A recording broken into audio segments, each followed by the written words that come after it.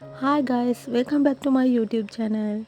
ඉතින් ඔන්න අද මගේ කාබනික වගාවත් එක්ක එකතු වෙලා ඉන්න ඔයාලට මම අද අරගෙන ආවේ මම අද කොහොමද මගේ රාබු පාත්තිය හදාගන්නේ කියලා. ඉතින් ඔයාලත් එක්කම එකතු වෙලා මම දවසක් මේ පාත්තිය සකස් කරා. ඔයාලට මතක ඇති. නමුත් අද තමයි මම මේකේ බීජ හිටවන්නේ. ඉතින් මම මේ රාබු බීජ ටික කල්ැතුම් වතුර එකට දාලා පොඩ්ඩක් පොඟන්න තිබ්බා. මොකද බීජ පොඟපුවාම ඉක්මනට පැලවෙන නිසා. ඉතින් ඒක මම පොඟන්න තියලා මම දැන් මේ හදන්නේ මගේ ළඟ තියෙනවා මේ ගොරක තක්කාලි බීජ ටිකක්. මෙන්න මේක තමයි ගොරක තක්කාලි කියලා කියන්නේ. ඉතින් මේක සාමාන්‍ය තක්කාලි වලට වඩා හරි ලස්සනයි පේනවනේ. ලස්සන උරුබුට හැඩයක් තියෙනවා. ඉතින් මේ ගොරක ගෙඩිය හැඩේ නිසා තමයි මේකට ගොරක තක්කාලි කියලා කියන්නේ. මේ ඉතින් මම ගෙදරට ගෙනාපු ගොරක තක්කාලි. ඉතින් මේකෙන් මම එක එක කැම જાති හැදුවා. එක එක ඩෙකොරේෂන් දැම්මා. ඉතින් මම මේකෙන් ඇට ටිකක් අරගෙන තියලා තිබ්බා මට පැල කීපයක් හදාගන්න. මොකද ඒක හරි ලස්සන නිසා මට ඒක ගොඩක් ප්‍රයෝජනවත් වෙයි කියලා. ඉතින් ඔන්න ඒකට මම හදාගෙන තියෙන කාබනික පොහොර වලින් සහ මතු පිටපස් වලින් එකට එකක් දාලා මේ බාස්කට් එකට දාලා මම මේ තක්කාලි පැල ඇට ටික තවම් කරගන්න තමයි හදන්නේ. ඉතින් ගොඩාක් නෙවෙයි. ඉතින් පැල 4-5ක් වගේ හදාගන්න හිතාගෙන ඉතින් ගෙදර පාවිච්චියට වගේනේ. ඉතින් මේ ටික බීජ ටික මම මේ විදිහට දාලා මේක පොලිතින් එකකිනුත් කවර් කරා. මොකද ඔයාලා දන්නවනේ පොලිතින් වලින් කවර් කරපුවාම ඉක්මනට මේක බීජ පැලවෙනවා කියලා. නමුත් ඉතින් මට පොලිතින් එක කවර් කරපු එක නම් වීඩියෝ කරගන්න බැරි වුණා. මොකද මම පස්සේ තමයි මේ වැඩේ කරේ. ඉතින් මම මේ විදිහට ඒ ටික තමන් දාලා තිබ්බා. ඔන්න මේ අය අතට මිදුළු අතු ගන්න අරගෙන ඉතින් දැන් මෙතන තමයි මම මේ රාබු පාත්තිය හදන්නේ. ඉතින් එක දවසක් මම හස්බන්ඩ් එක්ක මේ පාත්තිය සකස් කරන හැටි ඔයාලට මම වීඩියෝ එකක් පෙන්නුවා. ඉතින් ඇත්තටම මේකේ පතුලට දාලා තියෙන්නේ අපි කඩලා ඉවත් කරන බිමල් වගාමලු තට්ටුවක්. ඉතින් ඒ තට්ටුව දාලා ඊට උඩින් පස් තට්ටුවක් දාලා තියෙනවා. ඉතින් ඒ පස් තට්ටුවට උඩින් තමයි මම දැන් කාබනික පොර නැලේ මල් පිළිලා දැන්. හැමතැනම තියෙනවා මල්. මේ බලන්නකො මේ. මේකෙත් තියෙනවා නේ. ඉතින් ඕන්න බලන්න මම පැෂන් වලේ මල් පිපිලා තියෙනවා කියලා පෙන්නුවා විතරයි. මෙන්න බලන්න මෙයා කරලා තියෙන වැඩේ. ඉතින් අර පැෂන් වල පහලටත් එක ගොඩක් එල්ලිලා මල් හැදිලා තියෙනවා. ඉතින් බබා මේ මල් කඩලා බැනි මාසේ දාගෙන ඉතින් බානකො කරලා තියෙන වැඩේ. එතන තිබිච්ච මල් දෙක තුනම මෙයා කඩලා දාලා මම මේ වැඩ කරන අතරේ එහෙම දිවට බැනීම ඇතුළටම දාගෙන ඔක්කොම ටික. ඉතින් මේ වань මම අගේ රාබු පාත්තියට අර ඔයාලට මම කිව්වේ ඉතින් කලින් දවසේ මේ පාත්තිය හදන්න කලින් මේකට මේ බිම්මල් වගාමලු තමයි ඉවත් කරන ඒවා පොඩි කරලා තට්ටුවක් දාලා තියෙන්නේ. ඉතින් භෝග වර්ග හිටවනකොට ඉතින් විශේෂයෙන් මල වර්ග වගේ දේවල් හිටවනකොට හරිම හොඳයි මේ බිමල් වගාමලු කඩලා තට්ටුවක් දාගන්න. ඉතින් ඊට උඩින් මතු පිටපස් දාලා තියෙනවා තට්ටුවක්. දැන් මම මේ උඩම ලේයර් එක දාන්න හදන්නේ. මම අර බිමල් වගාමලු වලින් හදාගෙන තියෙන විශේෂ කාබනික පොහොර. ඉතින් ඒකෙනුත් තට්ටුවක් මම මේ උඩට දාලා මතු පිටපස් එක්ක හොඳට මේක උදැල්ලෙන් මිශ්‍ර කරගන්නවා. ඉතින් මම මේ පොහොර ටික දාලා තව පොහොර ටිකක් ගේන ගියා අතරේ මෙයා ඇවිල්ලා වැඩ බලනවා මෙතන. තියන්න කමකට කලවම් ඉතින් කරගන්න ඕන තමයි ඔයාගේ වැඩ. ඉතින් එයත් බලාගෙන තමයි මම මේ වැඩ කරගන්නේ. ඉතින් මේ තියෙන්නේ මම හදාගෙන තියෙන පොහොර එක පේනවනේ හොඳ කළුවට තියෙනවා එක. ඉතින් මේක විතරක් දැම්මම හොඳට මෙතන රසායනික පොහොර වර්ග කිසිම දෙයක් අවශ්‍ය නැහැ වගාවට. ඉතින් මම සම්පූර්ණයෙන්ම වගාව කරන්නේ මේ පොහොර එක පාවිච්චි කරලා. ඉතින් ඕන්න මම මේ පොහොර ටික කොහොම මේකට දාගන්නවා මේ විදිහට. ඉතින් දාගෙන මම මතු පිටපසුත් එක්ක මේ විදිහට උදැල්ලෙන් හොඳට කවලම් කරගන්නවා. ඉතින් මේක හොඳට පස් ටික මිශ්‍ර කරගෙන ඉතින් ගල් බොරුල හරි මේ තියෙනවා මේ වයින් කරගන්න. ඉතින් පොහොර එකේ නම් ගල් බොරුලු නැහැ. මොකද පස් පොඩ්ඩක්වත් මිශ්‍ර කරලා නැහැ මේ පොහොර එකට. සම්පූර්ණයෙන් බිමල් වගාමලු වලින් සහ වෙනත් අමුද්‍රව්‍ය දාලා හදලා තියෙන්නේ. ඉතින් මම පොහොර වීඩියෝ එකත් ඔයාලට අරගෙන ඉන්නම්. ඉතින් හැමදාම බොරු කියනවා කියලා හිතන්න එපා. මම අවශ්‍ය අමුද්‍රව්‍යත් ලෑස්ති කරලා තියෙනවා. ඉතින් මට පොඩි ප්‍රශ්න ටිකක් නිසා ඉතින් පොඩක් කල් යනවා වැඩේ. ඉතින් ඒ වීඩියෝ එකත් මම ඔයාලට අරගෙන ඉන්නම්. ඉතින් මේ විදිහට මම පොහොර ටික හොඳට මතු පිටපස් එක්ක කවලම් කරගත්තා. ඉතින් කවලම් කරලා මේ පාත්තිය හොඳට තෙමෙන්න හොඳට මම මේ විදිහට වතුර දාගත්තා. ඉතින් මගේ මල් බාල්දියේ කර කැඩිලා මේ දවස්වල. ඉතින් ඒ නිසා මම මේ නිකම් බාල්දියකින් තමයි වතුර දාන්නේ. මල් බාල්දියකින් දාගන්න පුළුවන් නම් හොඳයි. එතකොට හොඳට මේ පාත්තියට උරා ගන්න හොඳට වතුර දාගන්න පුළුවන්. ඉතින් මම මේ විදිහට බාල්දියෙන් බාල්දි කිහිපයක්ම දාලා පාත්තිය මේ විදිහට හොඳටම තෙමා ගත්තා. මොකද මම මේ පාත්තිය දැන් කවර් කරනවා මේක පැලවෙනකම්. ඉතින් ඒ නිසා අර එකපාර හොඳට පාත්තියට ඇති වෙන වතුර ටිකක් දාගන්න ඕනේ. ඉතින් මේ තියෙන්නේ මම කලින් වගා කරලා තිබුණේ ඒ වගේ තිබුණ ආණ්ඩිපටු ගහක්. මොකද මෙතන බටු මිරිස් සහ ආණ්ඩිපටු තමයි කලින් හිටවලා තිබුණේ බැරල් වල.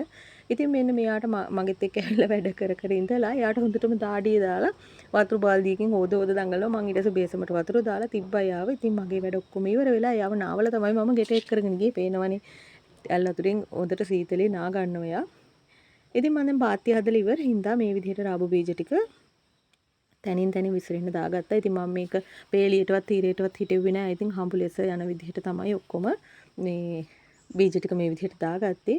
රාබු බීජ කියලා කියන්නේ ඉතින් ටක් ගාලා පැලවෙනවනේ. පැලවෙන එක නම් පැලවෙනවනේ. නමුත් අර හොඳට අල බහින එක තමයි සමහර වෙලාවට මේ එක එක දේවල් වෙන්නේ. ඉතින් ඒ නිසා අපි බලමු. ඉතින් අපි පාත්‍ය කොහොම වේද කියලා. මම කලිනුත් රාබු නෝකෝල් වගේ දේවල් හදලා තියෙනවා. බීට්‍රූට් හදලා තියෙනවා. හැබැයි බීට්‍රූට් නම් මගේ අල එච්චර සාර්ථක වුණේ නැහැ. ඉතින් මේවත් අපි බලමු. හැබැයි මට ගන්න නම් ඕන උනේ බෝල රාබු. මම ආස නැහැ මේ බීරළු රාබු එකට. හැබැයි මගේ බීජ පැකට් එක තිබුණේ බීරළු රාබු. ඉතින් කරන්න දෙයක් නැහැ. මම ඒක හිටෙව්වා මේ විදිහට. බලමුකෝ ඉතින් මම ඔයාලට පැලවෙනකොට මේක පෙන්නන්නම්කො කොහොම වේද කියලා. ඉතින් ඔන්න මම ඒත් එක්කම මේක පොලිතින් එකකින් වහගත්තා. ඉතින් පාත්තිය හොඳට පොලිතින් එකකින් කවර් කරගත්තාම ඉක්මනට මේක මුල්ලා දිනවා. අනිත් එක මේ දවස් ටිකක් අවුසරත් වැඩි මෙතෙන්ට. ඉතින් ඒ නිසා මේ පාත්ති වේලෙන එකත් වලකිනවනේ. ඉතින් ටික දවසක් මුල්ලාලලා පැල උඩට එනකන් හරි මම මේක කවර් කරගත්තා. ඉතින් අපිට මෙහෙම අර පේලියකට තීරයකට වගේ හදලා ඒක පැලවෙන තැනින් විතරක් මේ පොලිතින් එක කපලා මේ පැලේ උඩට ගන්න පුළුවන් නම් ඒක ගොඩක් සාර්ථකයි. වසුනක් දැම්මා වගේ තමයි. එතකොට පාත්තිය වේලෙන්නෙත් නැහැ. වල් පැලවෙන්නෙත් නැහැ. හැම අතින්ම හොඳයි.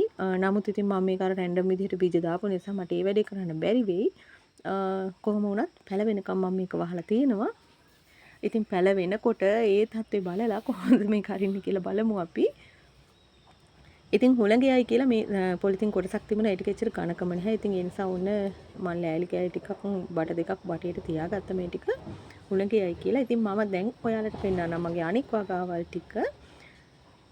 ඉතින් මේ තියෙන්නේ මම කහ ඉඟුරු හිටවල තියෙනවා. දැන් ඉතින් වැස්සක් තියෙන නිසා ටික ටික ඒ දේවල් පැලවෙගෙන එනවා. ඔන්න බලන්න රාබු පාත්තිය පහුවදා වෙද්දිම අර රාබු බීජ මුල් ඇල්ලලා තිබුණා. මං කිව්වේ ඒකනේ පොලිතින් එකකින් වහපුවාම ඉක්මනට මුල් ඇල්ලනවා. අනික මම මේක පොඟන්නක් දාලානේ හිටියේ. දැන් අපි මේ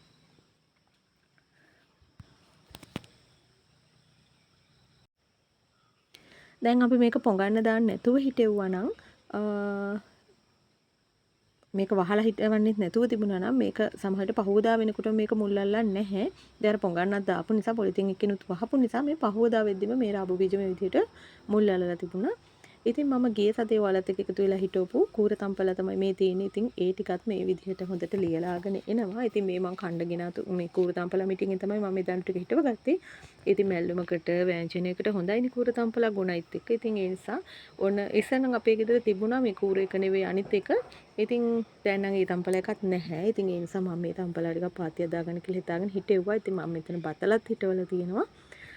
ඉතින් මේ ඔයාලා දකින්න ඇත්තට මගේ ගැමි ගෙදර ලොකේෂන් එක වටේ ඉතින් මිදුලත් එක්කම තමයි එහා පැත්තේ මගේ මේ ගැමි ගෙදර හදලා තියෙන්නේ. ඕන්න ඉතින් ඒ channel එකත් බලන්න කියලා ඔයාලට ආදරෙන් ආරාධනා කරනවා. ඉතින් ගොඩක් අය දැකලත් ඇති මගේ ගැමි ගෙදර channel එක. ඉතින් මම ඒකේ link එක මේකේ පහලින් comment කරලා තියන්නම්. ඉතින් ඒක subscribe කරලා වීඩියෝ එකක් බලලා support එකක් දෙන්න කියලාත් ආදරෙන් ඉල්ලනවා. ඉතින් මේ නිවිතිය පැලෙත් මම ඔයාලත් එක්කමයි මෙතන මං හිටියේ ඔයාලට මතක ඇති.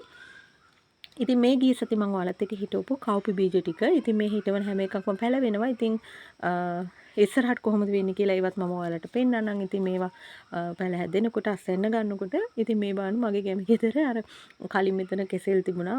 දැනුත් තියෙනවා ඉතින් වටේට. ඉතින් එතන අලයක් තිබිලා අර බිත්ති අස්සෙන් කෙහෙල් පැලයක් හැදිලා. ඉතින් ඒකත් අර මේ හරි ලස්සනට තියෙන නිසා වීඩියෝ කරනකොට මම ඒකත් එහෙම ඉතුරු කරා. ඉතින් මේ තියෙන මම ඔයාලත් එක්ක හිටවපු දඹල බීජ ටික.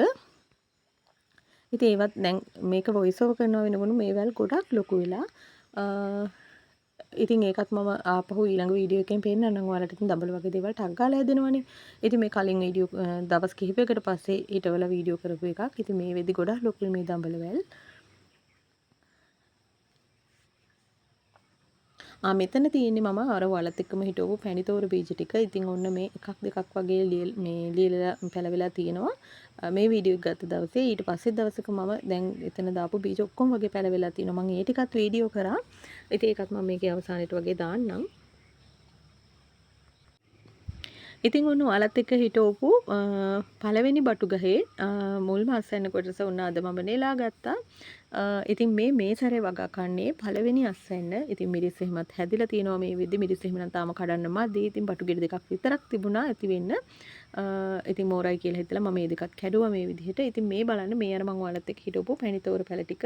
පැල නෙවෙයි ඇත්තටම බීජනේ අපි දැන් ඉතින් ඔක්කොම වගේ පැල වෙලා. ඉතින් මෙතන ඔක්කොම තියන්න බෑ. පස්සේ ගලවලා වෙන තැනක හදා ගන්න ඕනේ. ඉතින් මේ තියෙන්නේ මම ඔයාලත් එක්කම හදපු තක්කලි ගස්සල. දැන් ඔන්න තක්කලි මලුත් හැදිලා තියෙනවා. ඉතින් මේක පෙන්නුවේ නැත්තම් තක්කලි ගෙඩි හැදුනට පස්සේ ඔයාලා කියයිනේ මල් පිපෙන හැටි දැක්කේ නැහැ කියලා. ඔන්න ඒ නිසා ඒකත් පෙන්වුවා ඔයාලට මේ ගමන්ම. ඉතින් මේ ඇත්තට මගේ කැමි ගෙදර ලොකේෂන් එක. ඉතින් මට ඇත්තටම ඕනේ මේ ලොකේෂන් එක වටේ සම්පූර්ණයෙන්ම මේ හරිත පාටට හොඳ එළවලු වගාවක් කරගන්න. ඉතින් මේ තියෙන්නේ ඔයාලත් එක්කම හිටවපු පොහොර දාපු මිරිස් ගස්. ඉතින් දැන් ඔන්න ඒවා පළ දරාගෙන එනවා. ඉතින් මෙතන බටු මිරිස් තක්කාලි ගොඩක් දේවල් තියෙනවා. නයි මිරිසුත් තියෙනවා. ඉතින් ඒවා හැදෙනකොට මම ටික ටික ඔයාලට පෙන්නන්නම්. ඉතින් එහෙමනම් මේ channel එකත් බලලා හොඳයිද කියලා කියන්නකෝ. ගිහින් එන්න හැමෝටම thank you.